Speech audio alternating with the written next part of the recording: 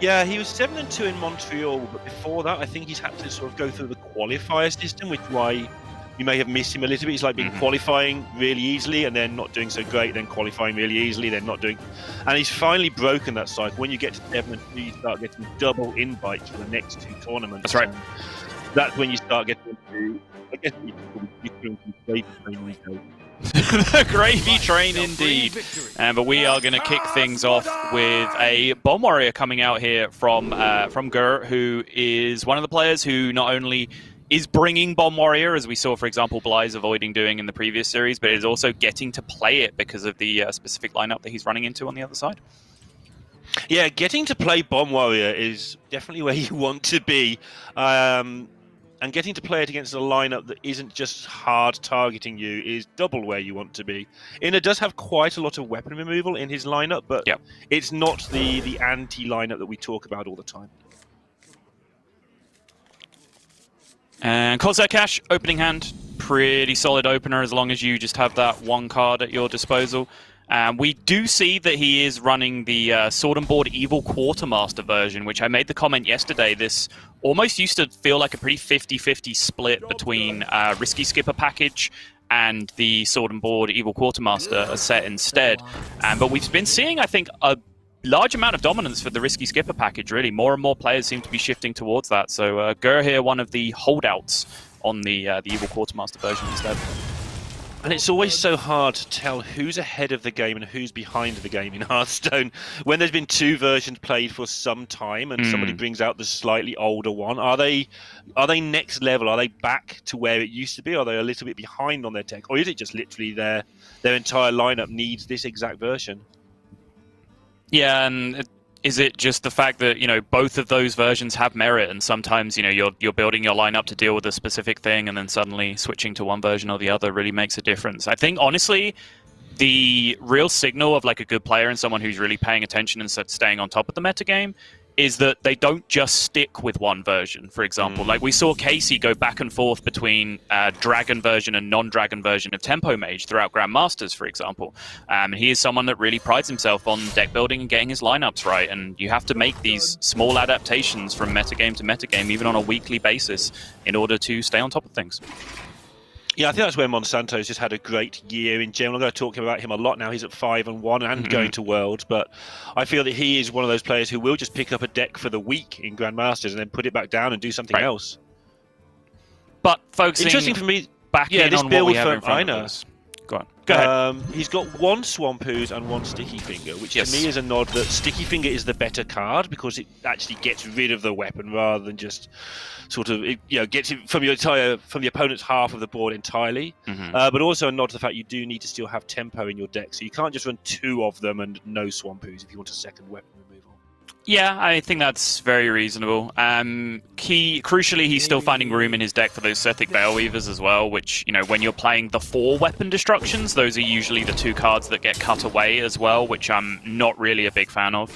I was throwing a conversation out with Derek in Discord during one of the games he was casting, where I think potentially just the lack of card quality that you have in the deck actually makes the heavy weapon destruction build of Priest actually worse against Demon Hunter, even though people would suspect the opposite, which I think is an interesting point to raise. So, as we've already mentioned, this isn't really hard anti-warrior counter from Inna's lineup. It's just he's playing good decks and he's improving his percentages with a couple of tech cards.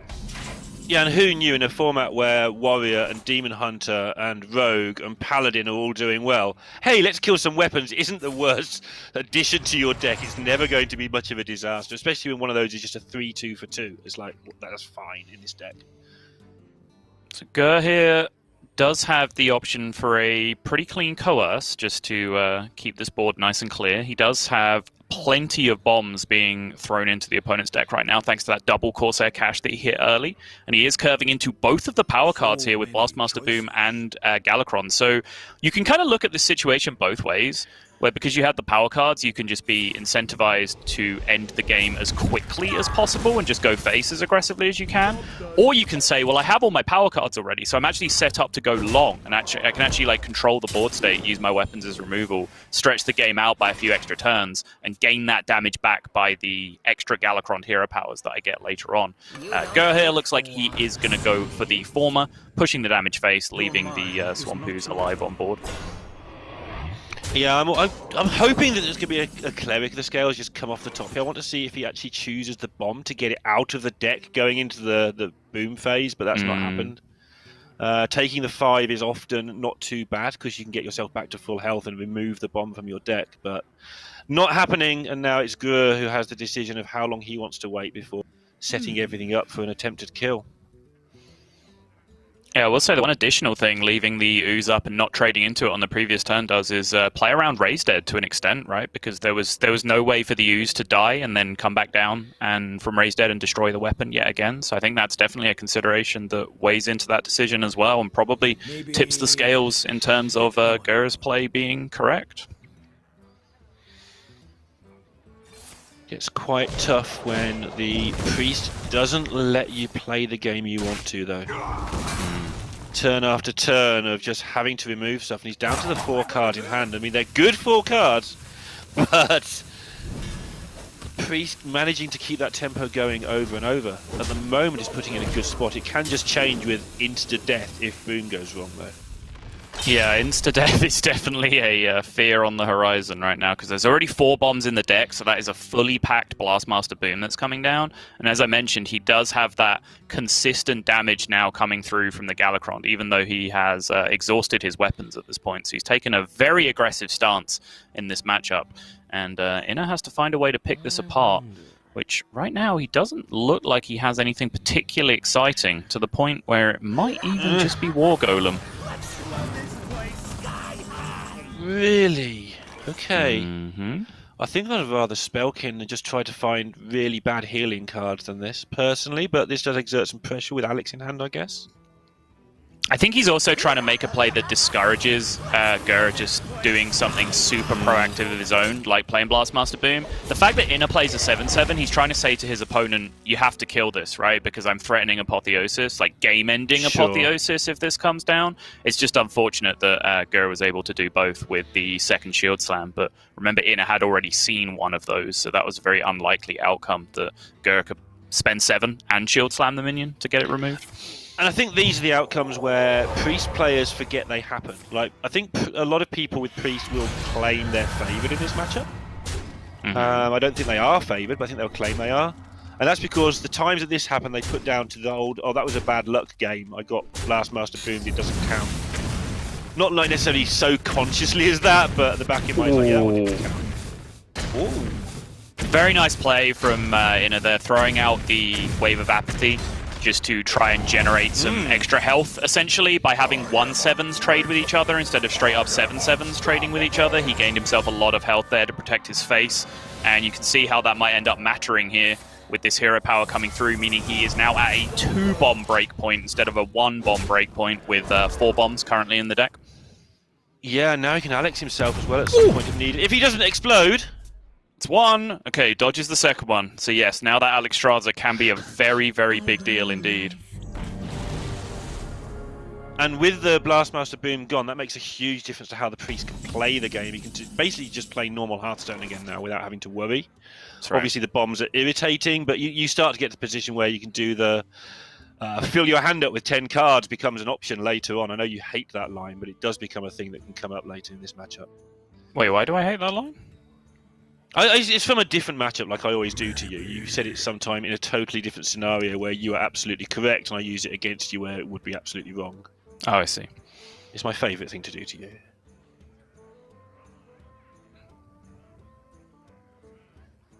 But yeah, Grur's options incredibly restricted now, given that he's facing a priest with 8 cards in hand, so he knows that basically every answer is available.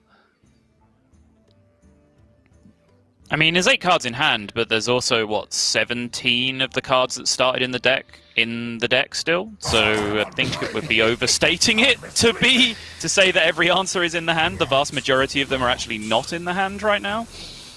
Okay.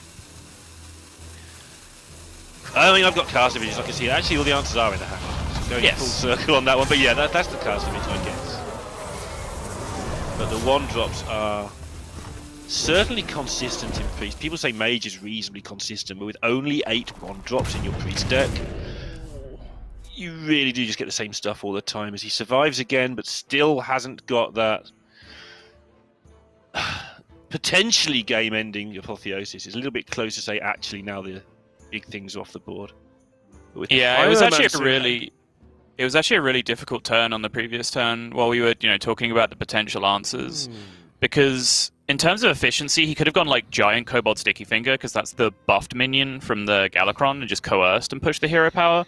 Could have also played 2 Evil Quartermasters, or 1 Evil Quartermaster with a coerce and hero power at the face as well, which can potentially get him some more damage from lackeys over the course of the game. But it is kind of that situation that you're talking about where basically everything you do has a potential punish from the Priest hand, but you don't really know what the range of those punishes are that are available. Yeah, and so when you do that circle, I guess you end up just going, well, this is the best thing I would do if they had no punishers, so I'll do that because why play this in game? If all the other things are roughly equal, you might as well just see if you can get one to stick. We are going to see why Quartermaster's kind of okay in this Warrior deck. It always feels completely out of place to me, but the extra little bit of value can be needed, as you can see by this kind of half-empty hand now. It might honestly just be draw cards, because there's particular cards in his deck that are so much more powerful than everything else right now. Like Lord Barov, 2 Brawls, and particularly the Horde Pillager that he has in there are just straight-up game-ending cards in different ways. I think one of the reasons why he might have wanted to greed the Sticky Finger a little bit is that he's really banking on that last Horde Pillager weapon really getting work done for him, so he can play around the Kobold Sticky Finger on the other side by having his own Kobold Sticky Finger available, and that is a huge outcome now for Gur actually picking up that final weapon from the Horde Pillager. Yep. Going to give him the option to just continue sticking those bombs in there, because it needs to happen very soon. Priest is on the precipice of turning this corner and being able to dominate the game. I think 12 health, 12 attack minion has to go here, because Gur's done a pretty good job of actually shutting down good apotheosis targets for Inner this game, so I'm not sure you can even rule that out. Oh, he's going to rip the Brawl, okay. I mean, he might never get a better Brawl, so in efficiency terms, this is quite good. In bravery terms, it didn't pay off. Oh, I think that was probably correct. He's very low on resources. I kind of disagree. I feel like just killing the Deathwing there, guaranteed, is strong enough, and then next turn you can potentially just even throw a minion into the Brawl. I guess if you Horde Pillager next turn and then you Brawl, you can't fit in the hero power, and that is a downside. And I imagine getting the Horde Pillager down as a priority is the first thing that you do want to do next turn. So maybe the Brawl is actually just fine there. Yeah, you actually convinced me the opposite. So we both changed opinions. The more I look at it, Quartermaster into Lackey into Brawl just gives you such good odds of winning. Assuming that you don't mind one or two of the things on the other side surviving because they're small and weak and don't matter. Yeah, but then you're delaying the Brawl by 2 turns, right? Because I think you really do want to play that Horde Pillager next turn. It's only 12. Priests don't have any direct damage. He's fine. Yeah, it's not. Yeah, I mean, it's absolutely not taking the damage that I'm scared of. It's 12 attack minion while the cards Apotheosis exist, and there's still 2 of them remaining in the game at minimum for the Priest. That's what I'm afraid of here. But I think he's aware that it's not there. I mean, it can be top decked, obviously, when there's 2 in the deck and we're halfway through the game. But let's see how that works out, I guess. But it's interesting that the 12 damage is basically, it's not irrelevant, obviously, but it's pretty low priority. Mm-hmm. The trouble now is he's got the 12 attack minion and the Sethek to worry about, and that's a big deal. Yeah, I mean, I think you just shut your eyes and pretend the Sethek doesn't exist. I don't think you can be too scared of that here.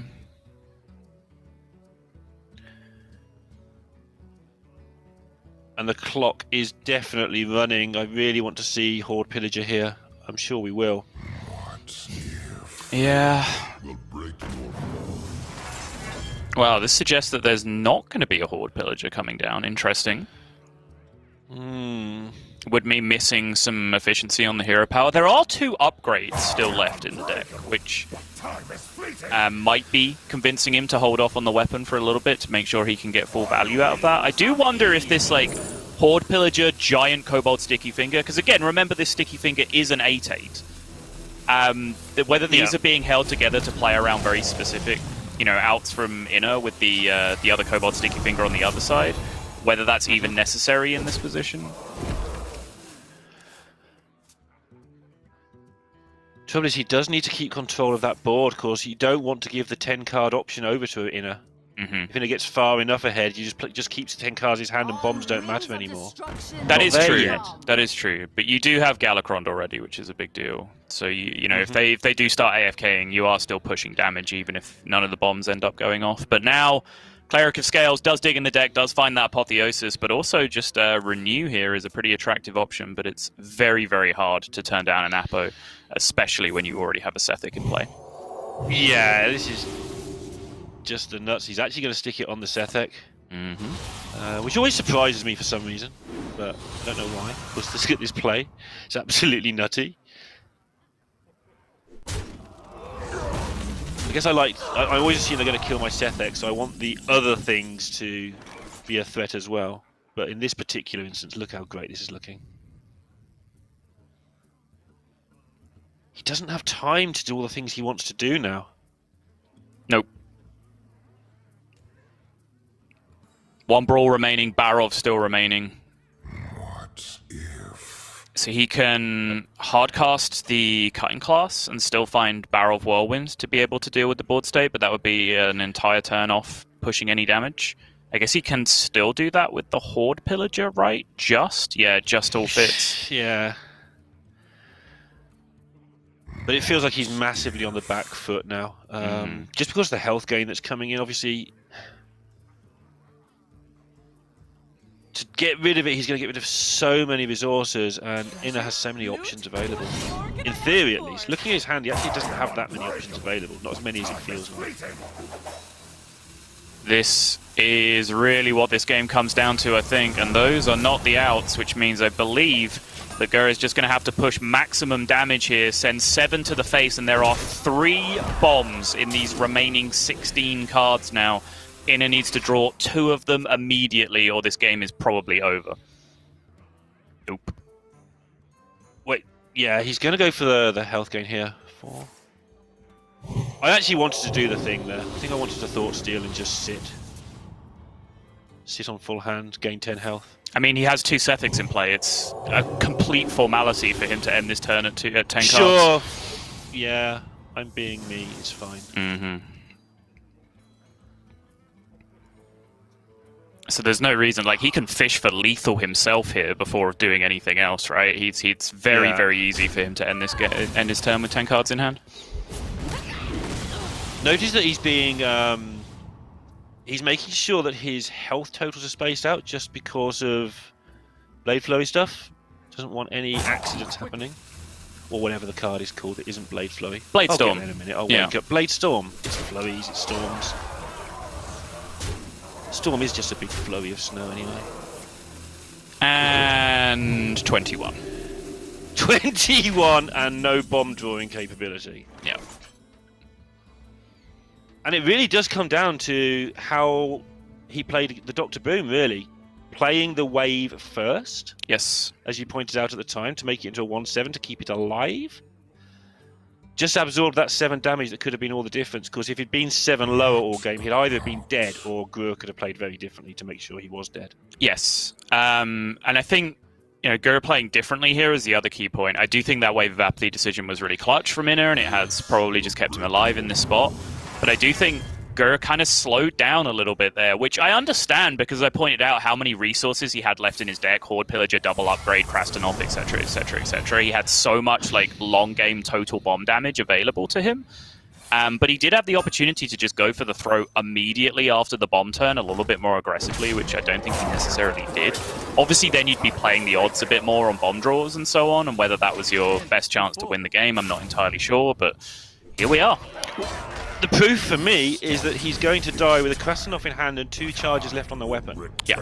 Which means that all that value you're talking about got no value because you can't play your cards if you're dead. This is very true indeed, but it means that Inner's position is very, very good now in the series, having picked up 1 win over the Bomb Warrior. Again, Bomb Warrior is the deck that he's quite happy to beat 3 times, but it's not to the level of the Yala, Fury Hunter, so on strategy that we've been seeing throughout Grandmasters, all the way back to the previous Masters Tour now, right? Like, we basically completed a full cycle of the Warrior versus Anti-Bomb Warrior meta, where it really debuted in the previous Masters Tour, and it's pushed all the way through the second half of Grandmasters up until now. This is not that from Inner. He is just playing decent decks, tier 1, tier 2 decks that just happen to have good matchups against Warrior, and then improving those matchups a little bit more by a couple of tech cards. So you see, like, Paladin generally agreed to have a decent matchup against Bomb Warrior. Druid generally agreed to have a decent matchup against Bomb Warrior. Priest is, I think, fairly 50-50, but it's defined, in my opinion, by whether or not you play Weapon Destruction. As soon as you play Weapon Destruction in Priest, I think you are favored against Bomb Warrior. So he's just picking up a few percentages against Warrior here and there, but also playing good decks that can win other matchups, which is just a very different way of going about the target strategy. It's not quite as all in, but it's obviously a lot easier for the Warrior to get out of the series with a win. But certainly that was not the case there in the opening game for Gur, because although he had his opportunities, did struggle to get over the line at the end. Yeah, and I quite like this particular balance from Inner here. Especially the Demon Hunter better. We've spoken before, like, if the Warrior gets out of those, then the Demon Hunter's kind of the second but forlorn hope for the lineup. But this one really brings it into play by not just wrecking your decks and having to play Shaman and doing other silly things. Yeah. You actually get to play some Hearthstone games against the most popular deck in the format. So that's a big bonus. It's probably a big part of why Inner's doing so well. He's not got all his eggs in that one basket. Yeah, I think that's a really good point. Yeah, because I think his build of Priest, for example, is just on the right balance, where it probably is in the dream spot against Demon Hunter as well, where he still plays the value engines with the Sethics, he still has a strong curve, but he just has a couple of weapon destructions in there, which can reduce 4 to 8 damage over the course of the game. That's great. But overall, I think he has a much better spread of matchups against a much greater range of things. But we are now going to see Libram Paladin come into play. The highest win rate deck in the tournament right now, Libram Paladin, much to my surprise and much to my chagrin, but it is going to come into play in the series now from Gur. You used the word chagrin that I was about to use about my own thoughts on the deck as well. Really didn't want this deck to do well. I think the narrative all year has been that only the bad players win against other bad players with this deck. But it's turned out that they were right all along, and there's a lot of professional players with a little bit of egg on their face. This is going so well right. Yeah, but again, we had the conversation, the extended conversation at the start of the series about how different things are appropriate for different metagames. Mm-hmm. And honestly, if you're going to come into a meta where Mage has just got nerfed, and you're expecting Demon Hunter to be the most popular deck, yes, then Paladin becomes a much more viable pick, right? Like, that doesn't mean that people were wrong when they were saying it was a bad pick 2 weeks ago, because Hearthstone 2 weeks ago is a different game than Hearthstone now, Like, that's kind of a fallacious argument to make in the first place. And we've had that discussion, actually, in Grandmasters, where Tyler was regularly bringing decks from the European playtest group. But the European playtest group would playtest against the European meta. Yes. And it didn't necessarily work in the APAC meta. It was a different game they were playing. And that was also interesting to follow.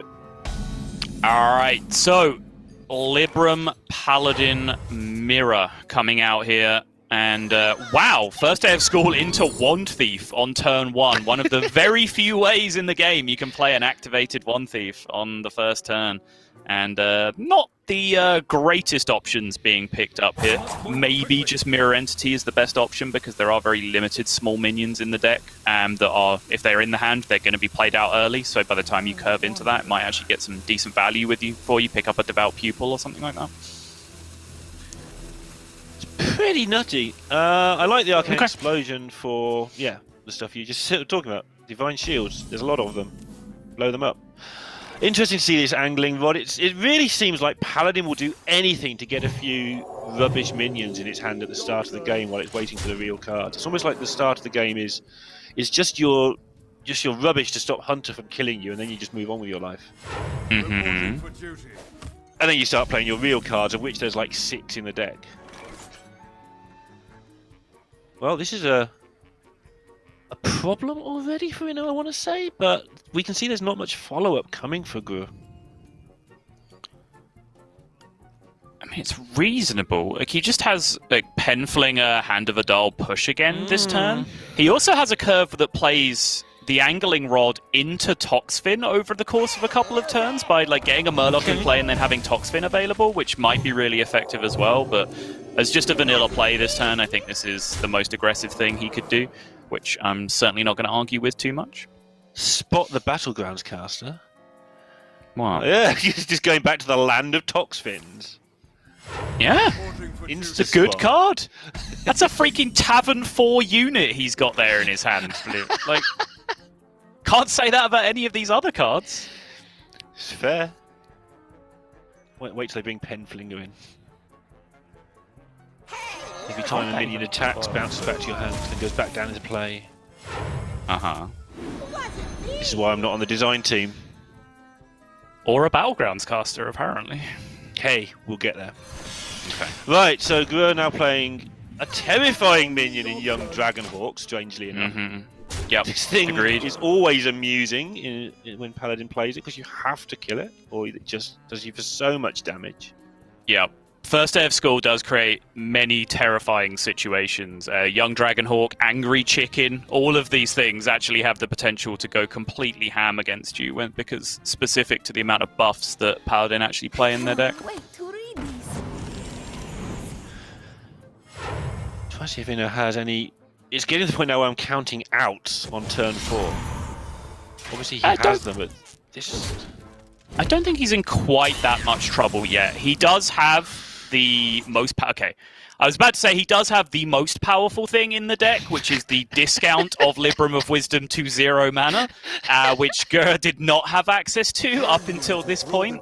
But having now picked that up, this is an absolutely insane turn now for Gur, and I think that might just lock in at least in the backseat of this game for quite some time, if not just completely out of it.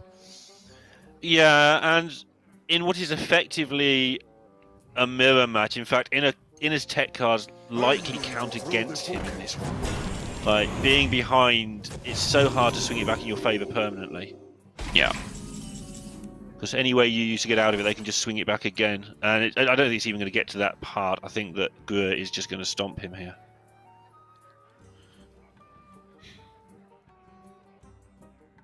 Trade with the Loot Hoarder and see where you are. Quite seeing it. Yeah, he does need help, but no matter what, trading with the Loot Hoarder is going to be the best route to efficient lethal anyway, because it gets you your Libram back, and it still allows you perfect breakpoints into the taunt that you need to kill.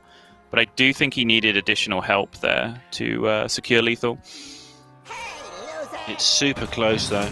It was pretty close, yeah. I think I counted 9 before Gur committed to start doing something else, which I counted as being good enough. I think this is 9, which is the number you just claimed. So that checks out. Yeah, he's not going to take the last one, yeah. Yep, you'd only get to play Penflinger one more time from there. This is what I counted at the start of the turn. Yep, exactly. It's 9 damage. But you're dead to so many things now. Mm-hmm.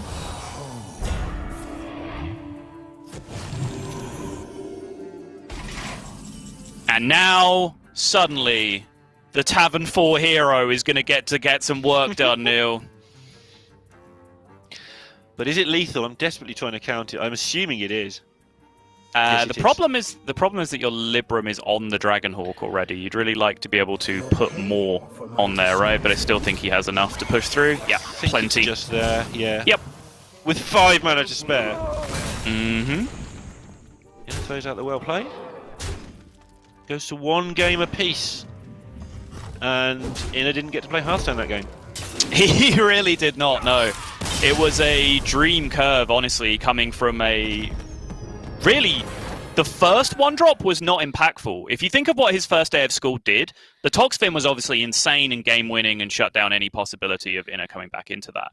But the Arcane Explosion that was taken off the One Thief was still in hand. So he played a 1-2 on turn 1. That's all he did. And then Hand of Adal just ran away with the game from that point just because he played any 1-drop on turn 1 going first and was able to snowball from there. So it does go to show the power of these tempo decks that are very designed specifically to do that kind of thing. When you do hit a 1-drop and curve out, you can kind of look back to No Hands Gamer's Cube Priest, for example, that's trying to do that same thing, but failed quite miserably, it has to be said, in the small look that we had at it, because it got forced off board so quickly. So when those two decks clash against each other, it's almost always going to look like that, right? Because one of the decks will get on board early and will just stay ahead, which is what they're designed to do, and then the other one won't be able to do that, and then they're not designed to be able to catch up. So it's going to look like that a lot of the time. I enjoy the fact that it's a reminder that you can't just like learn general rules in Hearthstone, like, hey, you get Allura, which you didn't have. You get Allura first day of school. You need to know what risk you're taking if you don't play first day on turn 1, which opponent you're playing against, all that good stuff. Because you might need to play 1-drop, you might need to keep the first day of school for an amazing Abbess, but it all just depends who you're playing, what your hand is, etc. You can't just say, hey, always save this for the Abbess. Like, you can't learn Hearthstone that way. Okay, Warrior versus Paladin.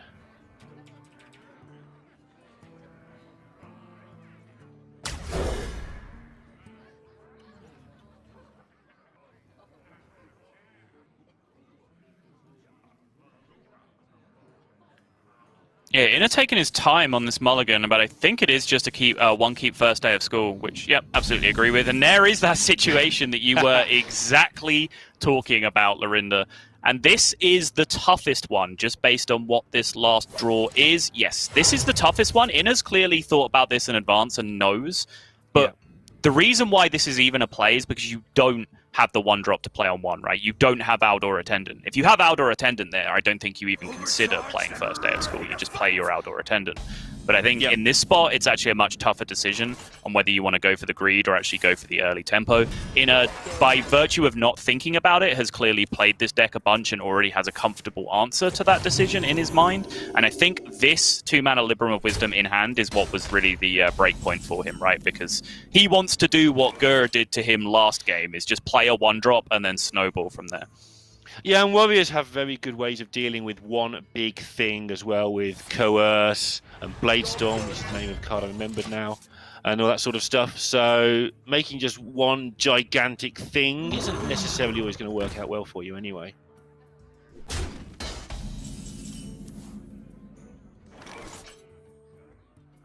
God, these are such weird minions. Every time I watch Paladin, I still can't get over how weird all the cards are. Well, yeah, it's kind of designed to solve the problem you were talking about before, which, you know, you explained in your classic oversimplified Lorinda way, where you said, well, the deck only has like 6 good cards, and eventually they draw them and start playing them, right? Like, that's what this Salit's Pride, Penflinger, Loot Hoarder, Novice Engineer package is all about, because all of those cards come together to cycle into each other and just get each other out of your deck, so that the remainder of your deck is those good cards that you can then jam. And speaking of good cards, that is the good card to be hitting off High Abbess Allura in the early game. No thoughts of playing an additional 1-drop here from Inner. He knows that he is feeling perfectly chill with the situation, does not want to play an extra minion into the Brawl here, has 2 chunky minions on board already that can survive Brawl and be happy with it. I think Inner is feeling fantastic about his spot right now.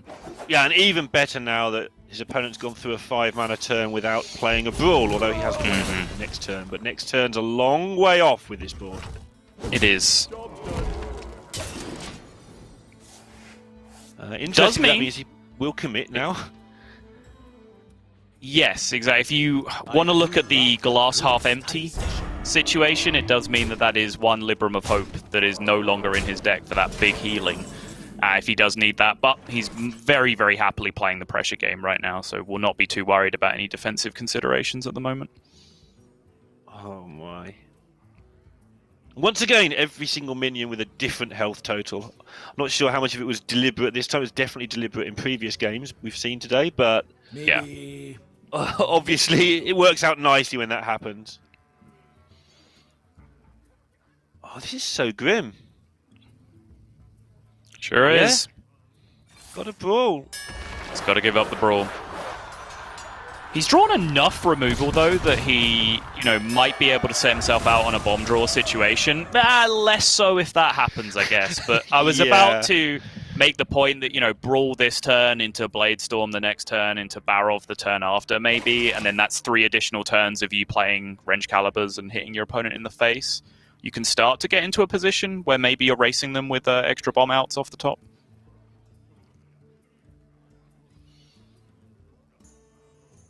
I'm just staring at this bundle of rubbish, but it's not really that rubbish. Like, you've got 3 1s and 2 1s. Actually, if your opponent's clearing them up and letting your 4/5 live, good. But he's going to go for 2 chunky minions all at once. Yeah, so right now, after playing the Truth Seeker, he technically had 2 minions in play with 6 health, right? Which is not a situation that he wanted to leave. The Divine Shield minion now has 7 health, technically, because of that additional Divine Shield. But I still like playing the additional 1-drop alongside this to protect against Bladestorm even more, because Gur has the weapon swing to be able to carve off the Divine Shield and equalize the health total between the 2 minions. So I like him continuing to play around that Bladestorm scenario that you were pointing out before. Yep, setting up what probably is some sort of lethal in some world, given that he's got a Penflinger in hand. Obviously, he doesn't have the spells to go with it, but Gur doesn't know that. Yeah. It's 2-turn lethal in every world you live in, so Gur has to make a 2-turn plan to not die. Maybe... No. And... Shield slamming the 1-2, putting your face into a 5/6, blade storming and hoping it all goes away is one way to do it. It's a plan, but it's not a great plan, right? Yeah, it's not fun. You don't want to be here. Oh, interesting. This stuff always bothers me in Hearthstone, right? Like, obviously there's no functional difference there between hitting the Divine Shield and hitting the minion last, but it never occurred to me to do it the other way around. And that just, that always confuses me, that some people see things so differently in spots where it doesn't matter. Excuse the laughing over you talking. I knew exactly where that was going. Yeah. Definitely, the second he started doing it, I'm like, oh, he's seen a play that I've missed here. And then, no, it's just the same thing. play. Yeah. It's fascinating, isn't it? You see the 2 things with 6, so you want to set them both to 6 and then get rid of them at once. That's just how brains feel like they should work. All right, double Libram now in hand with the Penflinger means that Inner does not need a great deal more chip damage here. But if he does play the Libram of Hope here, he is kind of all in terms of big threats. So I'm just wondering for a second whether it might have been worth playing the card draw cards there instead, which still present a pretty relevant threat, especially since you can buff them up out of 1 health range, and especially since your opponent isn't playing the risky skipper version of the deck either. Just try and go from there and find additional threats. But I don't think there's any real downside to doing it the other way around either. Yeah, I think that he's just seen a Coerce and a Bladestorm in the last 2 turns. So he's like, okay, well, if you've got another one of those, well, good luck to you. Because I don't think you'll have one on average, and he hasn't got one, and it's a real mess. Yeah. Interesting that he chose to put both buffs on here, given that he's so close to lethal with Penflinger next turn. Maybe... No. That is true. But, I mean, if the minion lives, the 1 extra damage that you gain from the Penflinger is already on your minion, right? So it kind of already pays for itself, and if the minion doesn't live, then you get them back. So I don't mind it. I think it's fine. Any spell? Yep, that'll do. All right, 2-1. Okay, that works. And Inner on the verge of going 6-1. And I think there's a few of us wouldn't mind seeing Inner get to another big top 8. It's been a few years now since he last did it. It has, yeah. I mean, he's been there or thereabouts, but, sometimes that doesn't allow you to quite stick in the minds of the people. It doesn't really enter you into the zeitgeist, I guess, of being a top Hearthstone player if you're not having those big performances and those big wins, right? Everyone remembers Bly's taking down back-to-back Masters Tours this year. not necessarily, even as much as we talk about it, not necessarily everyone gives Dead Draw enough credit for how the level of consistency that he's put in. And consistency in a card game is the number one thing, especially when it comes year after year after year since 2016 almost, in terms of on my radar, from what Inner's been doing. So yeah, I'm with you. I'd absolutely love to see him putting in a big performance. I do have a feeling, and I don't know where I've got this from, but it's in my subconscious somewhere, that he may have taken a few months off at some point during 2018 as well. Okay. I always get the feeling he's on his comeback game, which it isn't quite true anymore. That's definitely wrong, but I do think at some point it actually was true that he was making a comeback. I think he took a bit of a break. Fair enough, but he's in a great spot now because he has Druid left to play against an extremely good matchup against the Demon Hunter, a good matchup against the Warrior, and actually not that bad a matchup against the Paladin. And this is something that's become a little strange because originally people started jamming Pure Paladin on ladder because it beat up Druid, which was the terror of like the week 1 metagame of this expansion, right? But since the package has been adapted to be less about just making 15 minions as early as you possibly can, and this more flexible, fluid strategy with the Penflingers, I think Druid has actually managed to buy back a lot of their percentage in that matchup, coming back the other way. So I actually think Inner is in a pretty fine position with all 3 of these potential matchups that he has left. And not many Druids in the tournament, so... An interesting call, to say the least, for me, this one. Oh, my mistake. The Paladin has already won from Gur. I'm an idiot. It happened so quickly and so forgettably that it just escaped my mind. Yeah. I should have corrected you, but I didn't, because that's how we roll. Yeah. And this is a pretty strong-looking opener on Inner's side with the Wild Growth into Overgrowth curve locked up already. Yes, and I have nothing to add to that statement. Nope. Just yes. Fairly self-explanatory, yeah. Here are the things that are going to happen in the next 2 turns. More interesting, though, is what you take here. Crystal Song Portal, question mark? Remember when Fungal Fortunes was a card? I do. I do, yeah. But your deck has to be built in a very, very specific way for that to really show you any value. Again, discarding cards is, overrated in terms of impact, but it's the amount of mana cost for how many cards you draw that you need to be worried about, right? And 3 mana draw 1 or 3 mana draw 2 is not that good a card. Yeah, especially when that 3 mana can be spent just giving you 100 mana. Yeah. Which is what's going to happen over the next couple of turns. But Gur's doing what every nice, good person does against Druid. Hit them, put some minions on the board, and hope it all goes away. But Thresher kind of deals with these sort of things these days. Yeah, he did end up picking up Savage Roar, which was the vanilla good option. I think Fungal Fortunes and Crystal Song Portal were both kind of cute in their own way, and I was getting baited by one of the cute cards while not the other. Because I was looking at hand and thinking, well, Crystal Song Portal might give you something to do after you play your Omu, right? Like, say your Omu is then your last minion in your hand, you dump it down, you refresh your mana, you Crystal Song Portal, you have stuff to do. But by the same theory that you can't really take Fungal Fortunes because your deck has a lot of minions in it, you can't really take Crystal Song Portal because your deck has a lot of minions in it, so you're going to draw them, right? And they're going to end up in your hand and kind of deactivate the situation. Yeah, I'm going to do the Lorinda thing and say that Savage Roar is just a bad survivor of the fittest, so it fits your deck the best. Sure, yeah, I'm fine with that. It's just the easy version of that card, right? So if one works for me, it should. Yeah. Okay, so Guru now has to decide, do I want to play minions into a potential Thresher, or what do I want to do? Because there's not a lot else going on here for this hand. There's not. I think, honestly, he just needs to shut his eyes and continue to play his curve here. And that just means jamming Kane, pushing the damage. Yep. Puts it in the right place, that's good.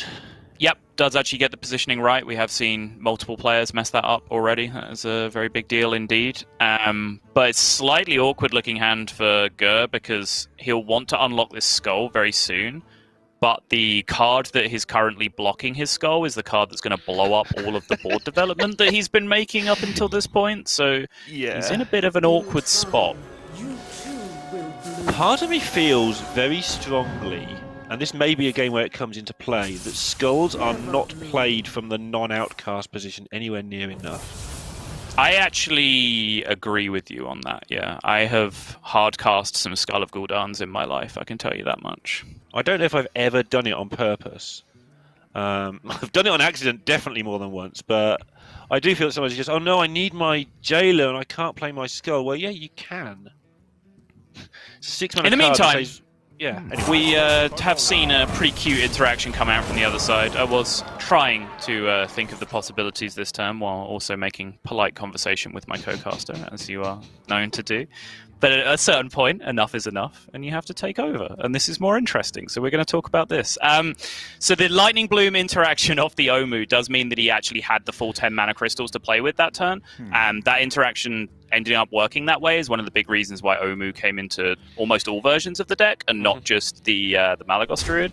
So that did give Inner multiple options as to what to end up doing here, and I think just because of the amount of damage he was taking, he felt like he had to do the more immediately proactive play, which was the survival of the fittest to actually trade down the board. But doing it that way around means that this turn is now potentially just blocked out, although that is pretty much the perfect draw off the top, it has to be said.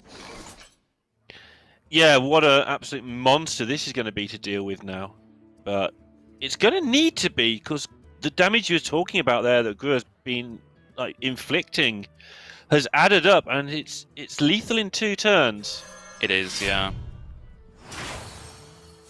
In terms of Inner's build, he is not playing any copies of Ironbark. He just has the Anubisat Defenders and the 1 Teacher's Pet in terms of actually putting up defense here, which is very, very relevant because he did just see the Cane be used on the previous turn. Yeah, that is always the downside. That Cane play was a gutsy call. You liked it at the time. But there was a lot of downside to it. If it had just been fleshed away, that was the end of the game there and then.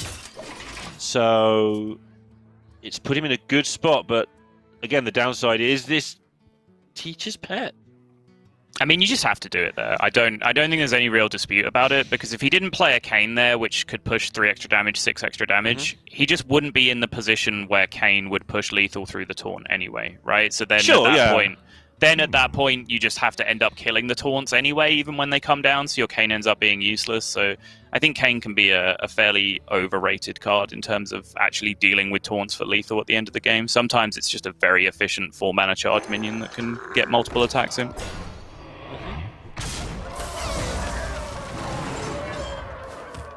So at the moment, nowhere near being able to activate a Blade Dance. No, I'm wrong. He's very near, but he can just activate a Blade Dance. He's incredibly near. He's actually going to win the game unless the Teacher's Pet rolls a taunt, right? Yep. 2 taunts. 1/4 and 3/3. Both beasts being able to come down off this. Demon. What's the hesitation? The hesitation is trying to find a solution that deals with perhaps 1 or more of the taunts that come off afterwards, if there's slightly different lines that enable him to do that, but I'm currently not seeing one. Oh, there's an option to use a Penflinger for 1 damage on the minion instead of using your hero power. That makes no difference at all, right? Nope.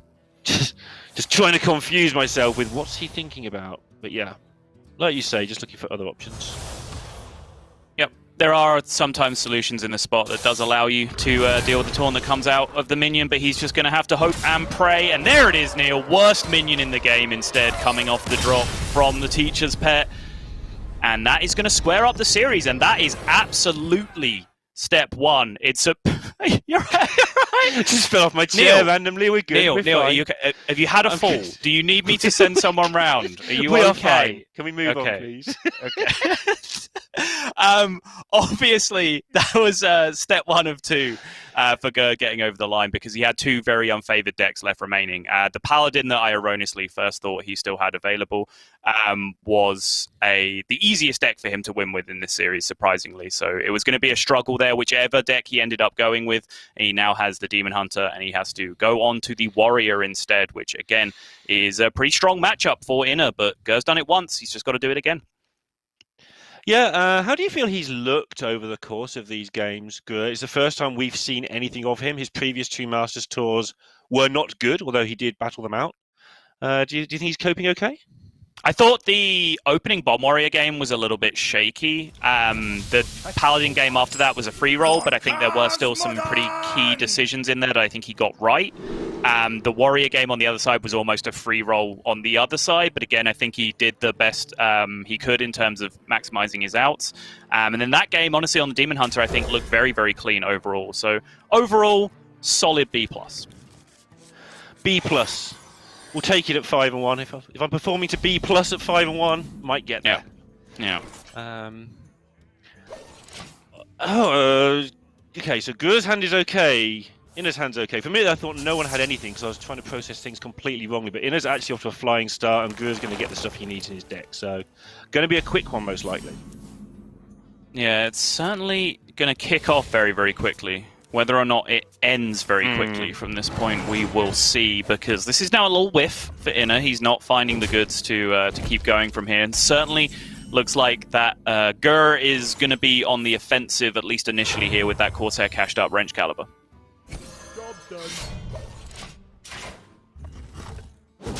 Right. There's something satisfying about getting that first hit in with the Bomb Warrior. It's like, here we go, the game has begun. There's almost like a very rhythmic pattern of playing Bomb Warrior where your games are going well. It almost feels like you could play it to a beat, just play it as a rhythm game where you just remove minion, hit face. That's just the rhythm of the game every single turn if you're doing it right, but doesn't always quite lead up to that point. Decision has been made here to save the Bladestorm, which makes sense to me, but it was an interesting thing to do. Yeah, it's a good point to raise, because especially as I was just talking about how remove minion, hit face was kind of the pattern, but I do think when I talk about that, I generally talk about that in favorable matchups. So I guess in this point, when you're in an unfavorable matchup against Druid, you do have to do things a little bit differently. And Bladestorm, for example, is a very key card for dealing with Twilight Runner to deny card draw, which is very difficult, if not impossible, to do otherwise. So I do like the decision to just stretch it out a little bit longer here. Yeah, I was just happily bopping to the subtle rhythm, and suddenly there's this jarring sort of, nope, just ground to a halt. Right, here come the cards. And this is what the Bladestorm, exactly as you were talking about, has been saved for. He's going to get his reward. Yeah, it's pretty dreamy looking with that second sword and board here as well, right? That does allow the hit face if Gur would want to, but he does have all those weapon buffs still remaining in his deck, but he does also have another Corsair cache in his hand, so I think it's actually pretty reasonable here to just swing the weapon and then potentially invest in drawing the other one. Yeah, just worry about drawing your Horde Pillager if you have to. Just keep hitting them. I'm fine with, 4 more turns before you even have to worry about it in terms of swings. You might have just won by then, and if you haven't, you might have won with Blastmaster Boom, and if you still haven't won, well, draw your Horde Pillager, noob. Yeah, actually, on reflection, I think I kind of like the hold here, because you almost certainly want to play Blastmaster Boom next turn. So having the weapon swing still available, there aren't many minions that would end up mattering on, but I don't think there's any real world where you play a Wrench Caliber next turn when you have Blastmaster Boom in hand right now. So I think the hold is maybe by fractions of percentages better here for Gur. So yeah, and just by extrapolation, if you're doing that, then you might be playing Deathwing on 8 if there's anything left of the Druid to do it to. So yeah, sure. Yeah, holding seems reasonable.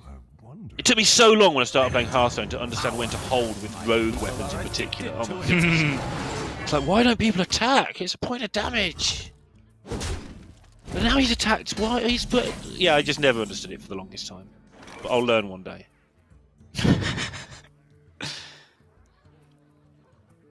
So, do you want a board full of bombs? Again, I just want to shout out to Inner. I think his disruption play this series in particular has been excellent.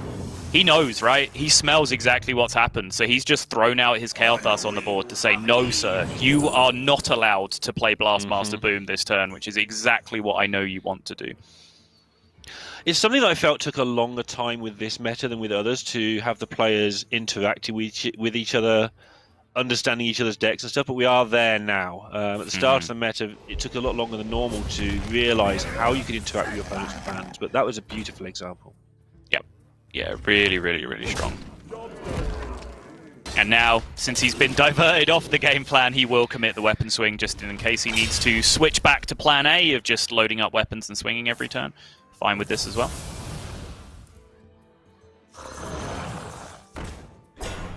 Okay. Pretty self-explanatory turn for Inner there. Yeah, 10 play mana. the best Played his thing 10 you mana can card. do. Yeah. That is something we've got away from in Hearthstone very well, actually. You no longer just play the green card because you have 10 of them and they're all green. Mm-hmm. Maybe... No.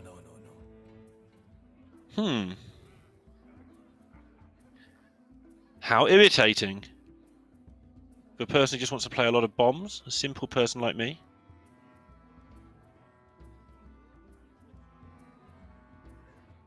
I think you end up swinging into this with a weapon, personally. No.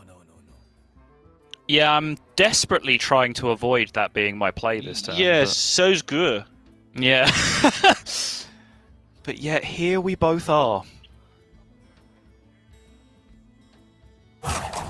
None of these things get any better next turn if you don't swing this turn, I think. I agree. That's the main problem. Yeah, I think he will have reached that conclusion fairly early. I think the main consideration is whether he wanted more charges on his weapon or a 4-2 in play. And I think that's actually very, very close. The huge point of interest there, he traded in the 1-1 to make space for more bombs next turn. Inner will have spotted that. He needed to. No, I think he traded by 1. Maybe I'm wrong. I'm pretty sure you're wrong. Okay, I'll go with being wrong. Anyway, he should have done that even if it was wrong. Yeah. Okay. Oh, this is just lining up so nicely for Gru here. And it's allowed to. Like, he stalled with a weapon a while ago, as you pointed out, and all these things have come to him. Oh! He's just going to go Deathwing instead still, just to have the 12 attack in play. Yeah, alright, I respect it. It's never going to get a cleaner Deathwing either. No. Like, Barov, in theory, can do a lot more damage than just 12. But again, like, it might end up being meaningless this game, although that draw could potentially change a lot. I was going to say it might end up being meaningless this game, but look how many turns Inner has successfully forced his opponent not to play a fully packed Blastmaster Boom. Like, it's such a big deal, right? The fact he's been able to do that up until this point, and it's bought him 2 extra turns to the point where he's top deck Guardian Animals. You can say, okay, well, he top deck Guardian Animals, but yes, he would have been dead by now if he'd have made different plays, right? If he'd have greeded that Kael'thas as an actual combo card, he would just be straight up dead at this point in the game. Yeah, absolutely loving watching this. It's an instructive game to me as well, like from turn 7. Why can't I play my boom? My opponent's playing cards. This isn't fair. Yeah. But from the other side of it, it's not obvious to do that because you're having to make your own plays slightly worse at times to make it happen. And like you say, he's bought himself the time to get into this great spot. And Gru's had enough. He's like, look, I'm done with your games. I'm playing it anyway. Go away. Yes. I was almost going to raise the issue. When the Barov was drawn, my initial reaction was, oh, okay, he drew Barov. But then a part of my mind was like, maybe you just play Blastmaster Boom anyway. And then obviously I realized like the Deathwing was just particularly powerful against that. But that's kind of the extension of the point of how much Inner has been trying to disrupt, is when someone's trying to disrupt you that hard, it's because they really, really don't want you to do a thing. In which case, shouldn't you just do the thing anyway? Because that's what they don't want you to do, you know? Like, that's always a pretty interesting argument to have in this spot. Yeah, and he got to that point, and this is just going to be... It's not game over by any means, but the Druid out of stuff, and the bomb's going to do such crazy work now. Yeah, this Broom's a 9/9. It should probably get in play. But this Barov is going to be absolutely game-breaking now. Trying to work out if anything can go wrong with the Teacher's Pair. I don't think it can, but... Nah, again, like, Silverback Patriarch is probably the best outcome. Yeah, it's actually really annoying, but yeah, it's not enough. Doesn't get it. Gru can kill that. He can kill everything else. Just got to check his ordering to see if he wants the bomb to hit phase on the 3-3. Spoiler, he wants him to hit the 3-3. Are we not playing Cutting Class this turn? I guess not. He's going to max out on minions. I'm not sure he's decided yet. That's fine. Yeah, I guess you can do that. Yeah, you could just weapon the minion, go face with the bombs, and just play max minions this turn, right? I think that's fine. This is something that's coming more and more into modern Hearthstone. You have to do the things you're going to do and get them done. And sometimes it means your ordering might be a little off or whatever, but sometimes you have to do so many actions in a turn, it is becoming correct to not necessarily order 100% perfectly because of time constraints. How is that not a bomb? This is Bly's level bomb dodging right now coming out from Inner. There are 7 of them in his deck. This is, it is guaranteed to die because of the lackey in hand, but it wasn't guaranteed 100% to die. And now it's just dead any way you like. Yeah, that's where the cutting class comes into play. Cutting class again. Once again, there are still upgrades and Dr. Krastenov and so on buried in the bottom of Gur's Bomb Warrior, so he is struggling a little bit for damage output, but that is also because all 8 of these bombs eventually that will be in the deck after this swing are still buried in there. It will be exactly 50% bomb ratio in Inner's deck at this point, and he only needs 2 of them to be dead. I'm not sure I'm happy putting this 4-4 on the board here. It's a tiny, tiny thing, but I think I'd rather have a board space. For... Yeah, I've got a board space. I want a board space. Sure. You're going to have to present me a fairly compelling argument. I don't think there is one. Okay. I think it's just good practice to have board spaces. I think it's good practice to have a 4-4 on board when you're trying to kill your opponent. Now he's trying to kill himself. Yeah, I mean, if he actually manages to miss lethal here as well at the end, that would be the ultimate insult to injury. Come on, Bomb, you can do it. You know the job. There we go. Did it. Nicely done. Good effort there from Inner to sportingly concede that, and didn't get there in the end from such a favoured position. Yeah, he was looking really, really good in the series. Honestly, the fact that he got the win, the Paladin got out of the series, and then it was Warrior and Demon Hunter left to win with. And honestly, Inner's lineup just seems very strong against both of those decks. And then he came down to the Druid versus Demon Hunter matchup, which I think Bomb Warrior versus Druid can go either way. I would still much more happily be the Druid in that position. But I think based on our Grandmaster statistics, Druid versus Demon Hunter is like one of the worst matchups that we've had in Grandmasters overall in favor of the Druid. So it was a very, very surprising result at the end of that with 2 potential unfavorables going the way of Gur at the end. But Inner, again, still a very solid record. That might just put a big dent in his chances for top 8 because your tiebreakers have to be absolutely premium to be getting in there from a 7-2, and that's still quite an early loss in the grand scheme of things to go down to your second one, whereas Gur's still looking in very, very good shape overall now.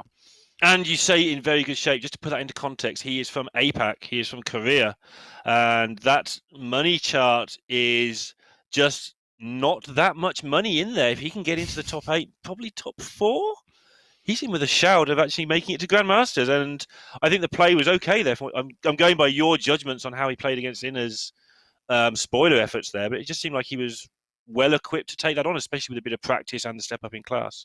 Yeah, definitely a solid showing. Like I said, he's been dominating the tournament up until this point. We haven't really caught him on stream, so it was nice to just take a look at him, see what we're in for if he does make the push to top 8. And I'd say definitely some points that, in my opinion, could have been improved upon, but certainly a solid showing, especially coming out from such an unfavoured position and keeping a calm head throughout all of that.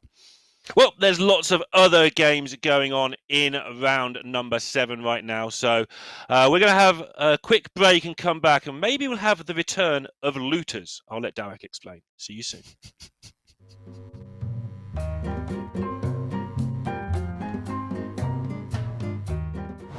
I will be always 10 minutes early and just leave if the other person doesn't come.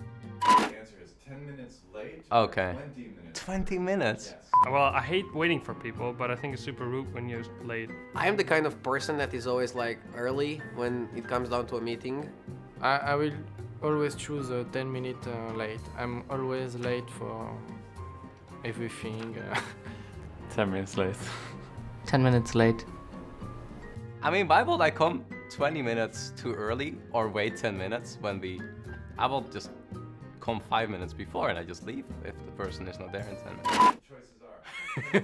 20 minutes early.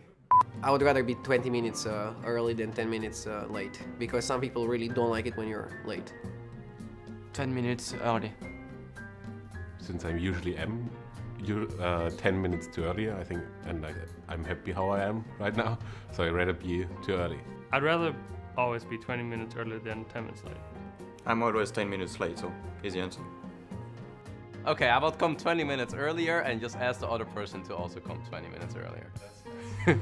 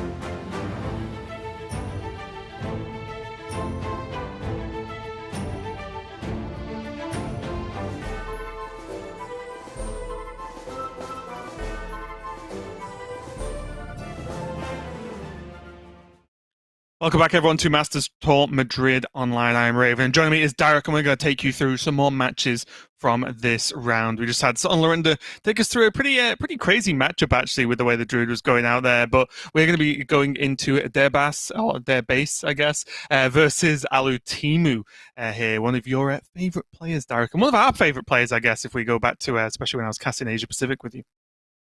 Yeah, still undecided whether their bass is a large sea fish or a subwoofer, as to whether it's their bass or their base. But I'm sure we'll get that decided along the way. But Alitemu is going with something a little bit out of left field here. And to be fair, anything he can do to change things up, I think is exactly what he needs to be doing. Because although he's had decent performances in Masters Tours this year, obviously achieving a second place letter earlier on in the year, he had a pretty disastrous season in Grandmasters, right at the cusp of relegation, only just managing to take the win against Flurry to make sure that he wasn't relegated out of Grandmasters. And so going with the Highlander Hunter now, not something we've seen him pilot all too often, although I'm not necessarily convinced by the power of Hunter at the moment. I like that he's shaking things up and trying to brush off the pretty rough few weeks he's had. Yeah, and it looks like we are going to kick it off going into game number 3. I'm going to go with base. This one, the base is what I'm choosing to go for here. It could be either, of course, though. And Alutimu is going to be on that Highlander Hunter. And honestly, Derek, you've known me a while now. I would like to like this list, but I tried it and I just don't. It just feels like a face hunter that's worse unless you draw Zephyrus. Which I guess is typical of most Highlander lists, but it just doesn't really work for me. Have you seen this get so much success? No. I mean, I've faced against it a few times on ladder, and it's kind of the classic feeling against Highlander Hunter is you're like, okay, I'm playing against Space Hunter, they have a really good start, and then they play Zephyrus, and you're like, they had that start with a Highlander list. How is that legal that they were allowed to do that? But I agree with you. Unless they hit all the very good starting cards, they're unlikely to win. And if you need to hit all those starting cards, why not play 2 of all those early aggro cards and just go for Face Hunter instead? And that's the one way I will defend this list, is that it plays a ton of low-cost minions. The majority of the deck is curved 1 to 3. Then there's a Dragonbane, a Polkel, and a Bran. That's it. So the deck is just a different way to go for an aggro deck, but with like less consistency, but higher high roll percentage, basically. With the Zephrys, with the Bran, of course, being some big burst damage later on. But so far, yeah, the Felmar has come down pretty early. But I do think this, to me, looks like a deck that does not fare well versus Demon Hunter. Yeah, I think it's an interesting one, right? Because we always talk about how Demon Hunter generally has these pretty favorable matchups against aggro decks because they have powerful board clears, they have a lot of healing in the form of the Shards and the Aldraki Warblades. But this particular deck with the Highlander Hunter, I think if it hits a start like this, the benefit is it has a decent mid-game curve. On average, you're drawing powerful plays every single turn. And I think Demon Hunter is in the lead, just about, I agree. But with this kind of a start, Alutemu is definitely in a good position. Yeah, I do actually wonder whether that was actually worth a consume magic at that point, as opposed to doing it round this way. I guess it wouldn't have really changed too much, except he takes a little bit less damage, but I don't know, maybe less damage is good. Aldraki Warblades is going to be a big deal here. And okay, that was good. The Felmar just going into 2-2, or at least I think so. Just taking less immediate damage to the face there. Frozen Shadow Weaver could be a nice follow-up here, though, for Alutemu. Yeah, the Shadow Weaver you got to be careful with because, agreed, it's powerful here for sure. But that's the trump card, right? That's what you want to go for at the perfect opportunity when they need to go for a big heal. And given that both Shadow Weaver and the Marsul plus the Bone Chewer Brawler are weak to a Shard Shatter on the other side, I don't mind going 1 and 2 on this turn, actually.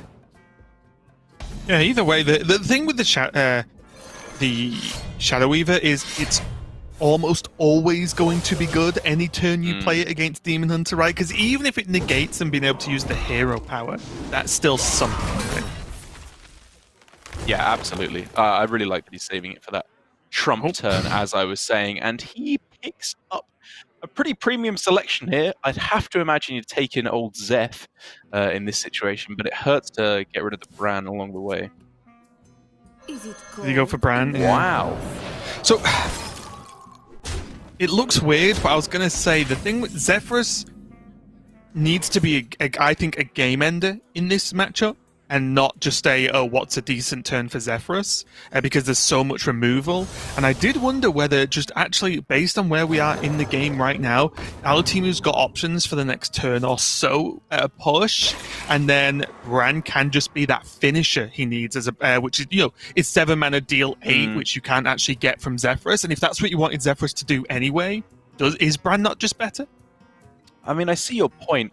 My thinking was just that, like, if they can't clear the board here, which it turned out they couldn't, as you were expecting, given that you froze the base there, it was like, what, 9 damage on board plus another 8 from Savage Draw? I mean, even if you save it just to go for Wind Fury or Fireball or whatever, I'm not going to question him too heavily because it could be the actual minion sticking, which is a big deal rather than just the 8 burst damage, but it was a tough choice there.